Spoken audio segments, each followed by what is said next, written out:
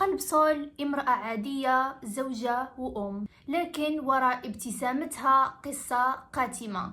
نعم، هي القاتلة المتسلسلة الأولى في تاريخ كوريا، كيم سونغ جا، بين 1986 ل 1988. قامت سونغ جا بتسميم كتير من الأشخاص، لكن ضحية واحدة راح تنجو. لكن الحقيقة أغرب من الخيال. هاي معكم ميهي، والحين خلينا ندوش في أحداث هذه القصة. نهاية سنة 1986 ل 1988 كيم سونغ جا كانت تتمشى بين الناس بثقة، ولا أحد يعرف أنه كل خطوة لها يمكن تكون نهاية خطوة شخص آخر. جرائمها ما كانت تطعن أو تقتل ناس تانيين بالسلاح، كانت هدوء، مشروب أو سم. خلونا نمشي جريمة بجريمة. تاريخ 31 أكتوبر سنة 1986 كيم سونغ جا رتبت لقاء مع صديقة لها. كانت عارفة أنه صديقتها دائنة لها. المكان كان في حمام. لما صديقتها راح تبلش تشرب من هداك المشروب راح تصير تحس بدوخة. خرجت تتمشى لكن راح تسقط بقوة. قبل ما يوصل الإسعاف كانت سونغ جا تلم مجوهراتها وتغادر المكان بهدوء. سونغ جا غادرت المكان كأنها ما سوت شيء. كيم جاي هوان توفت بعد ساعات لما نقلها الإسعاف بسبب فشل الحاد نتيجة تسمم بالسيانيد. هذا هو كان سبب وفاتها، لكن الشرطة ما رجحت انه في قاتلة وراء هالشي واللي هي سونغ جا.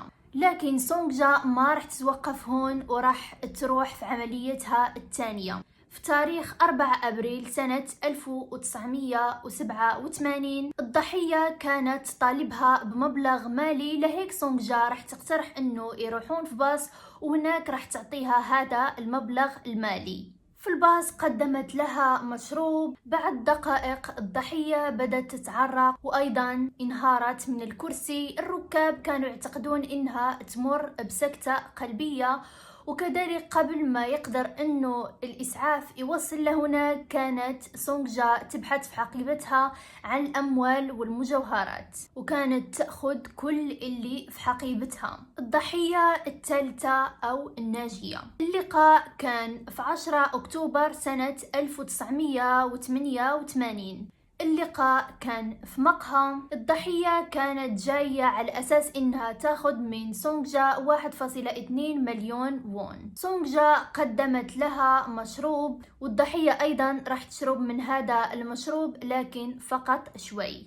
الضحية لما راح تروح للتاكسي راح تصير تحس بغثيان كتير، لكن راح يتم إنقاذها في النهاية. هذه هي الناجية الوحيدة، وشاهدتها لاحقا راح تقدر إنها تنفع الشرطة. الضحية الرابعة وهو الأب نفسه. في تاريخ 27 مارس سنة 1988 الأب كان يضغط عليها عشان تسدد ديون البيت، وأعطته مشروب مسموم في الباص ومات في هذيك اللحظة.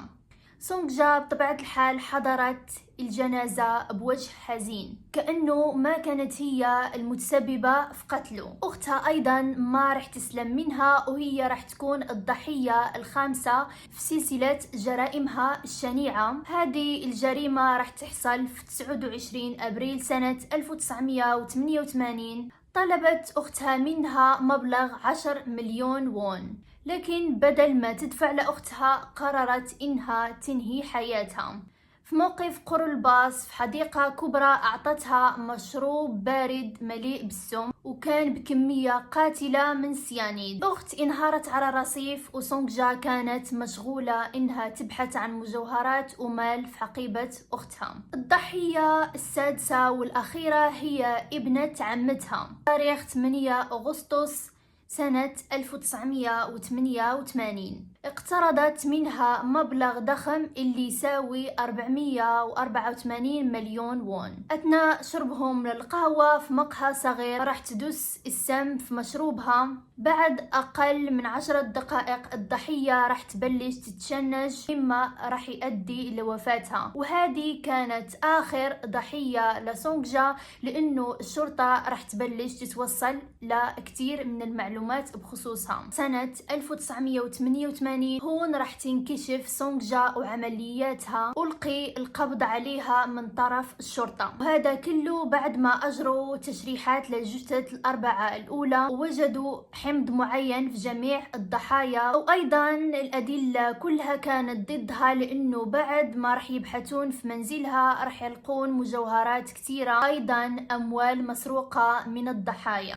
كما لاحظ رجال الشرطة أن الحسابات البنكية حقها اختفت قبل وبعد ما تساوي هذه العمليات الشنيعة. وأيضا وجدوا قطعة صفيحة صغيرة قرب من الحمام، وكانت مليئة بالسم اللي كانت تدسه للضحايا. رغم إنكارها القوي المحكمة أحكمت عليها بالإعدام، وهذا كان في سنة 1989. في الختام، القاتلة الأولى في تاريخ كوريا الجنوبية دافعها كان هو الأموال، وكانت تفسد أموالها في القمار. وتفاصيل هذه الجريمة الشنيعة تذكرنا بشيء واحد: قتل يمكن يكون أقرب لنا أكثر مما نتخيل. وصلنا لنهاية هذا الفيديو، ما تنسوا إنكم تحطوا لايك وأيضا تشتركون في القناة.